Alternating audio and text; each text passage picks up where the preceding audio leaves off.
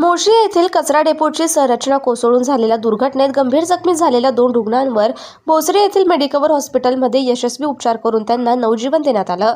बचाव पथकाने ढिगाऱ्याखालून बाहेर काढल्यानंतर 9 जुलै रोजी महेश राऊत आणि भूषण पाटील यांना अत्यंत गंभीर अवस्थेत रुग्णालयात दाखल करण्यात आलं होतं.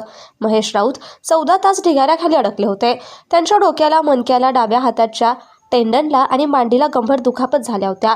डॉक्टर राहुल दुला गागरे आणि डॉक्टर दीपक सदाशिव पाटील यांच्या नेतृत्वाखालील बहुविद्याशाखीय डॉक्टरांच्या पथकानं व्हॅक्यूम असिस्टेड क्लोजर आणि BTM सारख्या अत्याधुनिक तंत्रज्ञानाचा वापर करून टप्प्याटप्प्यानं जटिल शस्त्रक्रिया पार पाडल्या.